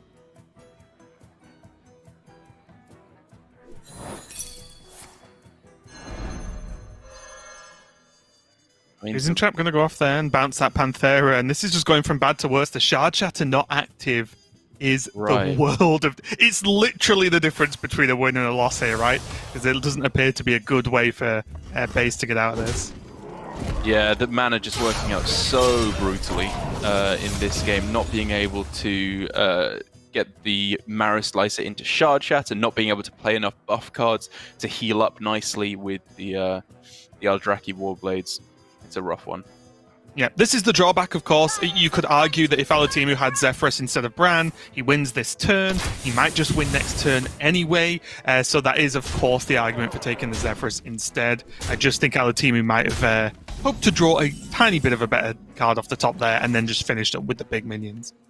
I think that's kind of fair. I mean, I still am of the opinion that Zephrys was a better pick just because it's so much more flexible. But I think it's honestly close. Both probably end up in winning this game. There's going to be a heal attempt here, though, from base. It's going to get up to, what, 6 extra health, puts him to 9. He can shear one, trade the other. But that is still not going to be enough if he has to leave any of these minions up. And honestly, I think he could narrow down what the cards in hand are to literally exactly Dino Tame and Brand, because everything else would have been played instead of the Battle Mage or alongside it. And that is going to be Alutemu then taking the win with the Hunter. It's a big deal getting that over the finish line, because that is, I think, pretty inarguably the weak spot in the lineup, like the most unconventional of the decks, and being left over with Paladin, which is a fantastic matchup against Demon Hunter, and the Priest, which I think is pretty good against Demon Hunter. Alutemu is definitely not out of this quite yet. Yeah, especially because Alutemu is playing the, I'll say, standard version of Priest as of now, which is the one Twilight Drake in there as well. And he does have just the addition there of a Kobold Sticky Finger, and actually that Seamat slipping in the list there. So I actually think that, just not the overextension of, insane amounts of weapon removal, but just a Sticky Finger, a Seamat, the Twilight Drake, and then, of course, the Pyromancer options of Apotheosis and so on, is pretty much exactly what you want against Demon Hunter, at least from the way I've seen the matchup develop. I agree completely. I think this list is fantastic against Demon Hunter. It starts to make me wonder if Alutemu just has a full-on anti-Demon Hunter list that he's gone for, or maybe anti-Demon Hunter / anti-Warrior at the same time. Like, rather than going all in on the anti-weapon strategy that we've seen with double Sticky Finger and double Ooze in every one of your decks, he's instead just going for a medium target on 2 of the most popular archetypes at the moment. Yeah. And if he can get the win here with only Paladin left against the Demon Hunter, I reckon it could go all the way. That's it, right? There's the face Highlander Hunter, whatever, which is good versus Warrior, and decent. I think decent versus Demon Hunter, it's okay. But then there's he's got Control Warrior, he's got this Priest, and he's got that Paladin. Yeah, I think the strategy of trying to at least have good matchups versus Bomb Warrior and Demon Hunter combined is, for me at least, a better strategy than doing the uber hard counter Bomb Warrior specifically. Yeah. I agree. I think players are cottoning on to the full anti-Bomb Warrior strategy a little bit too heavily. You have, even if you're hitting the Bomb Warrior, people are putting in, the Rattle Gores or even Chef Nomi into their list potentially as well. But for the start in this game, I really like what Alutemu is doing. The choice of going for Tempo Sethic, if you will, on 2 there seemed spot on to me. With the Raised Dead in hand, he can get it back, and it just curves nicely into a high tempo route where you're trying to stop any damage coming from the Demon Hunter. Yeah, I like it too. It's the nice freedom you have of Raised Dead in hand, isn't it? It's like, if the Sethic lives, it's insane because it's lived. If it doesn't, I just get to do it again. Like, it's so good and so powerful to have that just in your back pocket there. Next choice is now I like Aeon Reaver in general, but can you really pass up a Murazan, Derek? It can be so brutally strong. I mean, it's obviously less good in Priest because they know it's there already in your list, so they are going to be naturally trying to play around it as much as possible. I think I honestly probably would have gone with the Murazon because of how brutally powerful of a card it is. But given what you're expecting to come down in the next few turns, he doesn't have any hard answers to the board. So an Aeon Reaver here against a Glavebound or a Lapidary is insanely powerful. Yeah, and that's why it's, again, whether it's the pick any other player would have made at any other point, it's a respectable pick, right, for the Aeon Reaver. It gives him an answer to this exactly. But I do find it difficult to turn down, the brute force good cards that get shown to you now and again, such as Murazan. Yeah, I think in this instance, given that he knew almost certainly that Coin 5-drop was the play that Debas would want to make, it was probably the right way to go about it. But in general, yes, Murazon is the stronger of the 2 cards. Might have to see a cheeky blade dance here. It's looking like it, isn't it? That's, a 1/3 in the cards right now? So I believe so, yeah. Yeah, it can be taken care of fairly easily at the very least. Or ignored, even, for that matter. Right.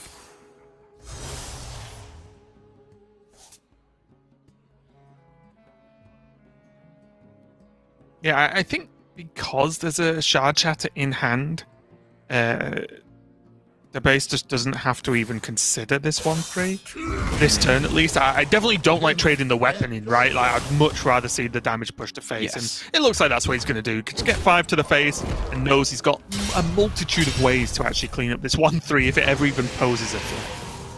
Yeah, I think this is good recognition about not being overly afraid of Apotheosis just for the sake of it, because it's easy to say, oh, leaving a minion means they can hit Apotheosis on it, but I think we've reached the point in the matchup where players are quite intelligently saying, if they do that to heal 3, I'm okay with that. Sick. That's pretty good, because it's not on a Pyromancer, and they're not gaining 1,000,000 health on that turn. So I fully agree with you. Go face on that turn. Yeah, and it's all levels of extremes, right? Because it's like, oh, if you leave minion up, they could Apotheosis it. Right, so I'm going to kill every minion this whole game? No, you can't do that, right? Because you won't win the game doing that. So, yeah, I definitely like this hold. He does get Aeon Reaver back as well, so it's not a bad card at all to have in his pocket, but I do wonder if he would have maybe preferred a Kaj if he could have picked the options. Yeah, the only real question now for me is this Renew, because quite clearly he wants to target it on his own face to heal back up rather than getting 0 healing benefit. But if he goes double Sethic plus Renew on the minion here, that's a lot of value that he's generating there, which could obviously potentially find him more healing effects that make up for the loss that he takes on healing a minion. It really is a tough call, isn't it? Because the second you do the value play, you die and the heal was important. You know, that's what I feel like anyway, which is always a reason to just hold back, but it's definitely tough. I think I would have played double Sethic just because it's just a ton of cards. Oh, double Renew now. But he wishes he did it now.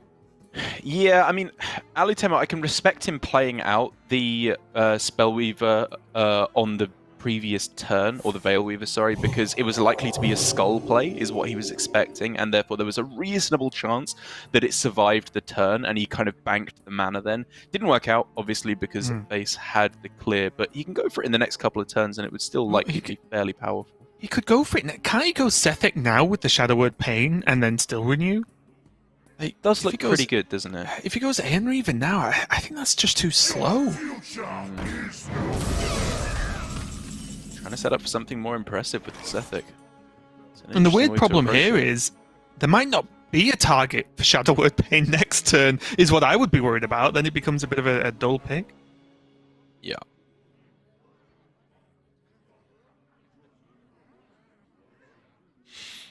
Okay, well, it seems like at this point clearing off the board does feel fairly important, because base, you'd imagine, wants to keep some semblance of board control for the next couple of turns.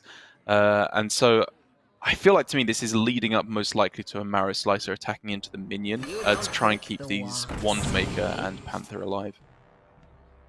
I like it. It's just, it's less about, oh, what if they stick an Apotheosis, and more, well, I want to actually have a board, right? It's not all about killing it purely because they heal. I like this a lot. Defend the board, use the weapon swing. The base has got more than enough health to play around with here. You're never really under threat from Priest unless they have a board.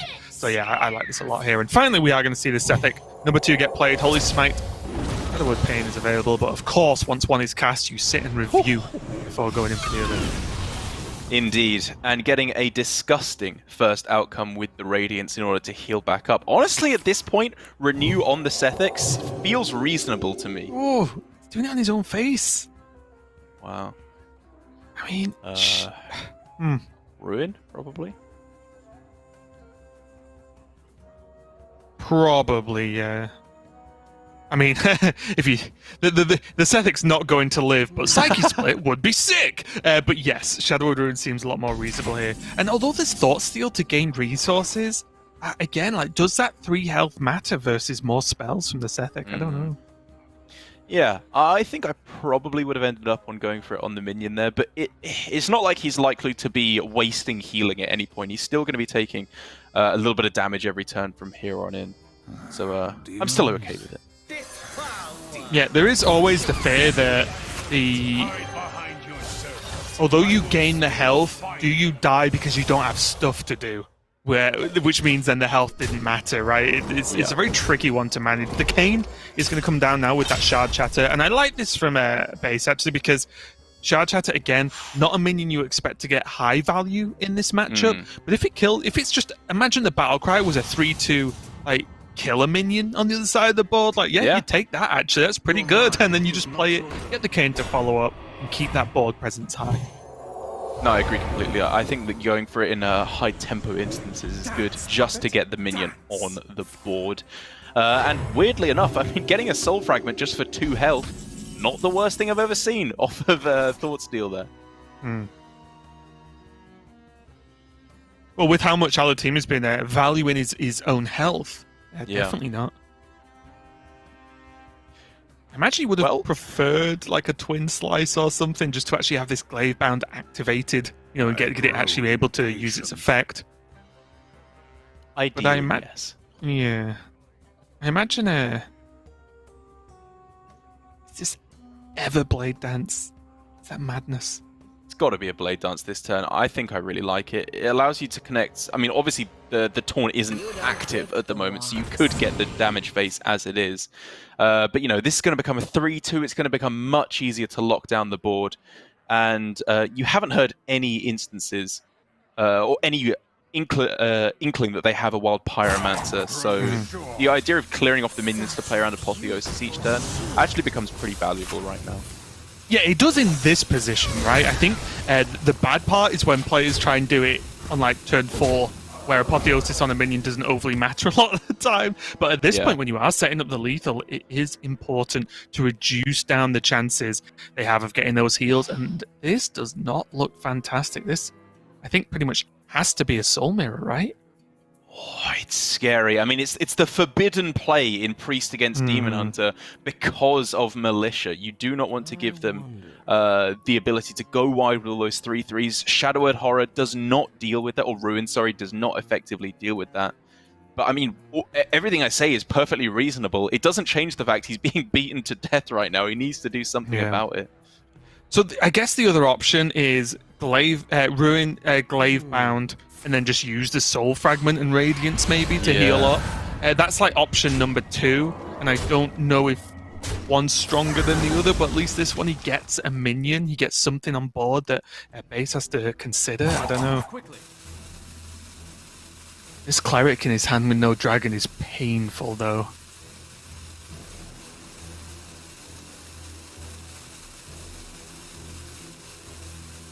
And also, yeah, he has the problem of if he uses these spells to heal now, a Pyromancer off the top is not very good. Or at least a Pyromancer in the near future obviously gets worse if he ends up having no spells to combo with it. Yeah, that's exactly why he's saving it.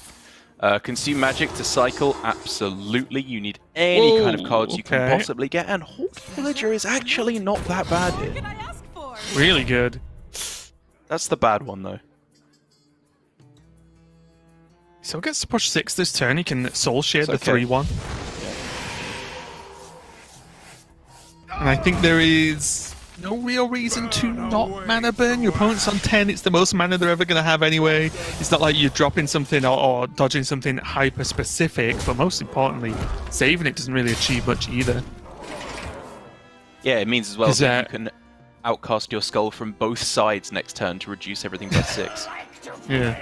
And like basically, he isn't running Penflingers or Altruist in his list, so there's no benefit of, oh, well, if I draw a Penflinger, it's then 2 bounces. And wow, look at that. Alutimu actually does get the Pyro off the top. And there it is. No That's Apotheosis, the payoff. of course, but it's something. Oh, you're more than happy. And saving the healing spells that we were looking at maybe going for, he's rewarded for that, not being scared into going for them when it wasn't necessary. And the only real choice now is, do you heal the Pyromancer in order to keep it on board? Or, honestly, what I'm looking at, I'm just going Soul Fragment plus Glaive Bound, actually, on this turn. Yeah, me too, me too. I think you would like... Our team has been rewarded, as we said, getting that Pyromancer. And, of course, if you healed it, there's a chance that you then draw Apotheosis next turn, but that is asking for too much, I think. I think you just take the win here and get that Pyro gone, get the 6/4 developed, and then see what happens after that. But, oh, Base right off the top can just answer with his own Glaive Bound. This is gonna be so close, Raven. He's still got the Ruin, obviously, to answer back against this. And he finds the Dragon to go with Scales. That was a disgusting draw. And there's Apotheosis as well. Yeah. It's insane. Oh, that was such a premium draw. That's unbelievable. I like this from Malutimu as well. This Spellkin doesn't die to Ruin, so there's no punishment for playing it first and just looking at which spells you're offered before you cast that Ruin. Oh, Skull cast from both sides. For both players, though. Skull off the top is insane, and he gets a decent few cards with it. If he wants to go for the burn route, this can maybe get there, but oh, you've just seen a spell shooted from the deck. You have to be so afraid of Apo now. This feels like the final confrontation at the end of an epic action film where like the two main characters are just going at it. It's absolutely insane. Both insane draws off the top here. They're both like they've beaten each other to a pulp. They can hardly even move anymore, but still they're fighting it out. Or it's just Peter and the chicken. One way or the other. Slightly less epic, or maybe not. Yeah, exactly, yeah. And then what happens is they both get through to top 8, and it's just the second part where they see each other on the street again. It's like, ugh! Yeah, Alexander was just sitting at home waiting to go to the finals, and then his eyes just narrow and he looks to the left, and it's their base. Which, interestingly enough, you know, is German for chicken, so it works out perfectly.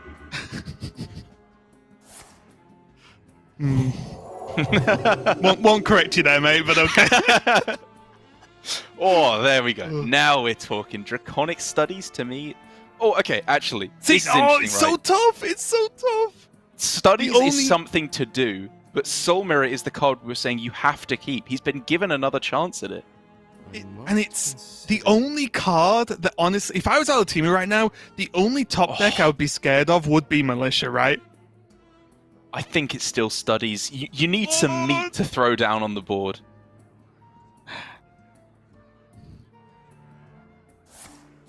Okay. I mean, if this Dragon's... Oh, Drake is insane. Yeah, Proto Drake playable this turn with the reduction, of course.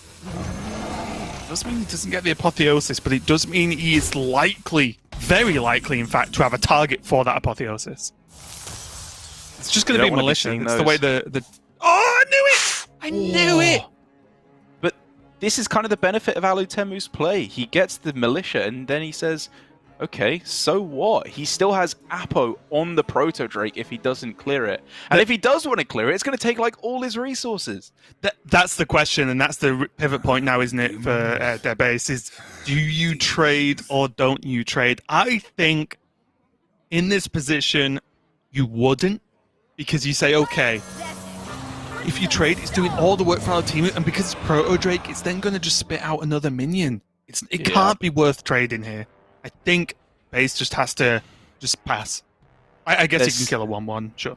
Yeah, exactly. There's still that card in hand that was tutored off of the Cleric of Scales, a spell from the deck. He doesn't know it's Apotheosis, because I don't think it was like 100% chance he'd find it. But he kind of knows, and yeah, he still, I think, like you said, just has to pray that it isn't.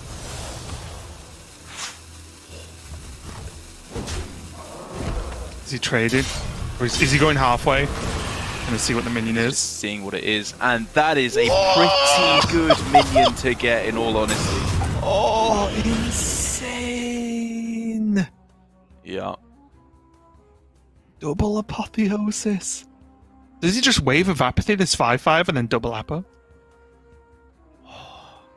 You know the card they have in hand is Second Slice, and honestly, you can start to realize the rest of their deck is not really much of anything. It definitely feels more like just bits and bobs, doesn't it? The rest of the deck now, it's just bits and pieces of things that don't really do anything without like drawing them all at once, which does mean base is just going to rip the skull next turn. Yeah, you've seen the Silence, which is the big one. I like it from Alutemu. I think it's the time to go in. 4 of those 10 cards fragments as well. Yeah, true as well. So it's not as if he's even got 10 actual cards left, right? Mm-hmm.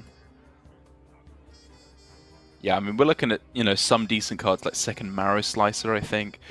But, I mean, most of it is just... I think the decision point here is one Apotheosis and maybe Wave of Apathy and bop it the next turn, or double Apotheosis and kill it. I think that's the two options Alutimu has here. Yeah, the third one being the twin slice, I guess. Which, Sure. Honestly, I'm kind of on the fence about, because this does leave more options open as to how you can kill it. But to be fair, like I was saying, if it is Marrow Slicer and you put it to 7 health, then it still dies to the second slice Marrow Slicer hero power. And this is like a decent middle ground. You can use the second Apo maybe on something else. And a big whiff there for base, just to Spirit Chain and put some more soul fragments in, but he's not really bothered about healing his own face. He needs to find ways to do more damage to Alutimu.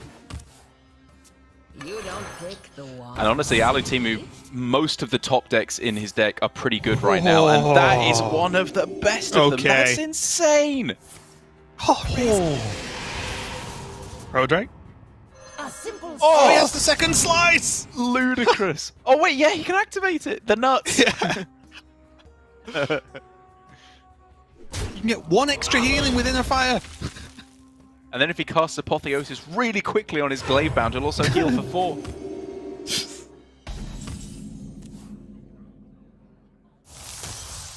So I think that's, what, 6 fragments in this deck? Obviously now less, because he's drawn some. Back down to 4, I think. But now it's just not enough, is it? It's going to be slipping away there. Alutimu just about holds on. Base can't get the job done with the Demon Hunter versus the Priest. And that was so close, with some big decisions there from Alutimu. Honestly, for me, he's been playing in a way I've not seen too often, recently at least, where he is valuing that heal and using those resources like Renew to his own phase. Was really different, but it did get him there with the help of some draws, of course. But Base had some pretty good draws too. Yeah, that one was really interesting, right? Because the two things we're talking about balancing are health or spells in hand, and they come at the expense of the other. And towards the end of the game, he was low on health and low on spells in hand. So it felt like either decision he went for probably would have been okay, but obviously, if you run out of health, you lose the game instantly. So I definitely don't begrudge Alutemu for valuing his health very highly. He did end up healing to keep just out of range. And now at the end of it, we didn't see the first 2 games of the series, as we're just kind of taking a look around at some of the other games going on here. But starting off 0-2, 2-2 now for Alutemu, and he's left with the best matchup against Demon Hunter in this Libram Paladin.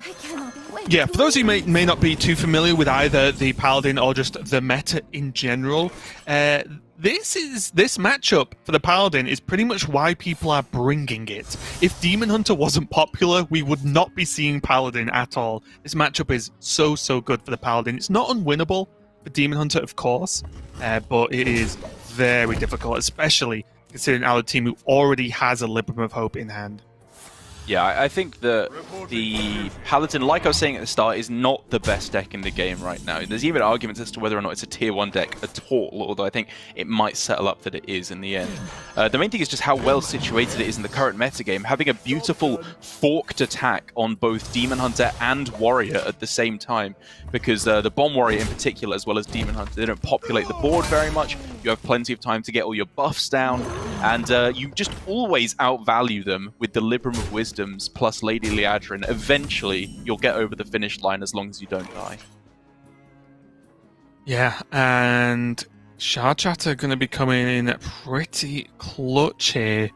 But other than that, Base's hand is relatively slow again.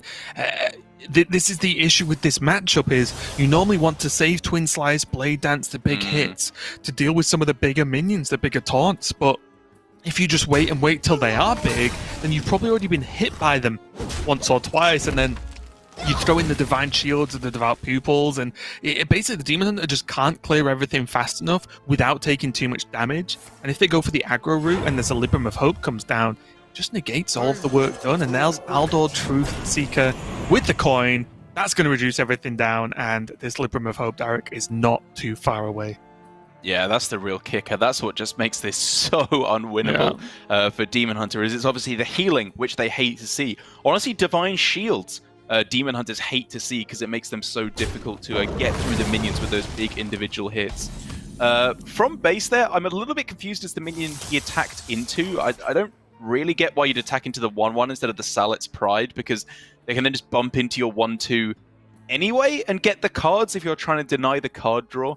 So I think I would have just taken off the bigger minion from the board, but whatever, either way. Although actually, having said that, if he had gone for it the other way, he could have used Soul Shard Lapidary to actually kill this Aldor Truthseeker now with the 1/1 that would have been left on board. So it had a pretty direct consequence, and in the end, it means he goes for Tempo Glavebound. And not in the way you want it to be. Right. Now with the help there of that draw from the Libram, Alutimu can start reducing this Devout Pupil down. Honestly, in this matchup, yes, it's not what you're aiming for, but even if this is played at 6 or 5 mana, it's still good, right? It's definitely not what you want to do, but it's not a massive detriment. Divine Shield Taunt, like you were talking about, is such a huge problem for Demon Hunter. Agree completely. It's a brutally powerful minion, and it's kind of the thing when we saw, given that Devout Pupil is a dual class card for both Paladin and Priest, I liked where No Hands Gamer's head was at the other day when he put it in Priest, and I think that's probably one of the more powerful parts of that deck. Even if overall, cohesively, it's not really getting the work done, Devout Pupil is just an absolute terror in any deck you put it in. Okay. Was it interesting which way he was going to go around here? And this is not what I expected. Wait, doesn't that go on the broom? Okay. Oh, yeah, okay. For a second, I thought it looked like he put it on the Truthseeker. I was like, wait a minute. Yeah, this is actually just much better there. With the being able to recycle the Librams with the broom is pretty nice, and something that the better Paladin players make a lot of use out of and get even more value from those Librams. Yeah, I think this is really clever from Alutemu. It comes at a bit of a downside because now Broom has been played, and Broom is really the card that gives you the flexibility in the deck. It means you're not just doing classic Paladin things of playing a big guy each turn and then passing it. Actually allows you some interaction immediately with the board. But he's quite clearly so drastically in the lead right now that it just doesn't matter. He doesn't need that flexibility because he's just killing base. That's it. It's one of those weird situations where using a card that good so early actually means you don't need it later, right? Because you've used it. And you can see now, Libram of Hope next turn, or just the Air Raid, Loot Hoarder, Devout Pupil as a turn next turn. Like, all of these options are fantastic almost no matter what happens. And first of all, Base has to get through this 7-9. I'm just taking a quick look. He does, we saw it last game, right? He does run the Consume Magic. He doesn't have it available to him right now. Yeah, I think this is most likely going to end up being a 2-turn setup with Eldrazi plus probably Shard Shatter. I kind of liked the look of on that turn there just to get it on board. But the alternative was to go Twin Slice, Hero Power, and then Blade Dance and kill it off right now, which was so expensive that I do think this way of equipping the Warblades is a bit more important. I will say that I did kind of like the look of just getting the Shard Shatter in play rather than passing 3 mana. It's really difficult though, isn't it? Because Paladin does go wide with a lot of small minions a lot of the time, and Shard Shatter's clutch, because if he'd use Shard Shatter, although I completely see your point, then Blade Dance becomes so... it's not reliable in any way, right? That's because fair. Then suddenly, if Alutimu plays Air Raid, a Loot Hoarder, and something else, well, Blade Dance does nothing. It's really bad, so... Yeah, I can see it come down now, though, to help out with this Blade Dance, but it still means Base is going to have to swing. Yeah, he's going to be tanking a lot of damage right now. Even with the healing, things are looking very scary for him, but he's got board control. This is the point at which Paladin is supposed to suffer, theoretically. But I think at this point, with 1 mana Devout Pupils, if not 0 by the end of this turn, it should still be enough for Alutemu to just swing this back in his favor. And this is the big difference with the newer Paladin builds. The older builds did not run card draw or enough card draw, whereas these newer builds do, and that's the thing.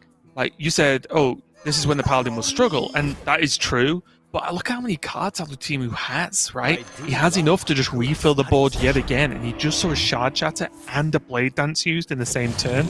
Means that he's got to expect this board to stick around. Well, this is kind of interesting from Alutemu. I was obviously looking at going for the Libram of Wisdom on one of the 1/1s instead, and then bouncing back the Penflinger. But I guess if you're not going to play it again, you don't need to do it that way, and this just works out a bit better because you want to buff the Divine Shield minion. This was a deceptively subtle but smart play, I think. It's also one of those things where, especially after seeing the Shard Chatter, a 2-2 makes no difference, whereas the 6 health might actually make an impact in what base needs to do to actually kill it.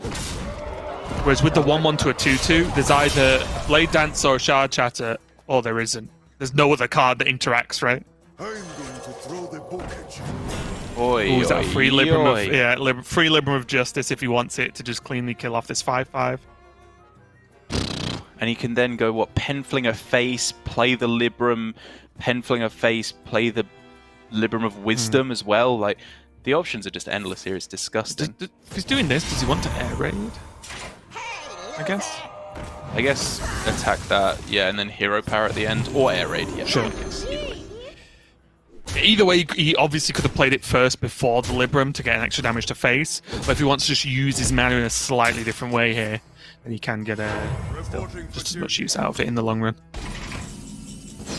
And I mean, at the end of all of this, when it's shaken out, it didn't really look like Base was ever even in the game, to be perfectly honest. He's trying his best just to wrestle this back, gets more lifesteal yet again, but the board control, the board presence from Alutemu has just been way too consistent. Yeah, it's pretty brutal, isn't it? There's just this is almost just a step-by-step showing of why Paladin beats Demon Hunter. Like, when was Base allowed to even get in this game? He had access to weapons, some AoE. He did have access to, or did have maybe too many 5-drops in the early game, which definitely didn't help. But even just having those Librams, having the on-curve plays, Alutemu took over, and he took over this series as well, coming all the way back from that 0-2, just beating up on that Demon Hunter. And I think the players who have sort of guessed right at the Demon Hunter will be so popular as it is, being paid off for it quite well here with wins such as this. Yeah, very nicely done. Drops their base down to 5-2 and moves up to 6-1 himself, which is a good performance from Alutemu. Like I said, it was a good start to the year. He got through to the semi-finals in the first season of Grandmasters, second place at a Masters tour, and then it all came tumbling down. So if he can end up having a strong performance here, in 13th place right now, along with most of the field at 6-1 here at the top, I think it would be a perfect way for Alutemu to kind of recoup some of his lost pride after almost being relegated. Yeah, let's take a review of how we are looking here. Gabby 7-0, along with JU as well, at the undefeated score, whereas we have Gur, Give Please, XC,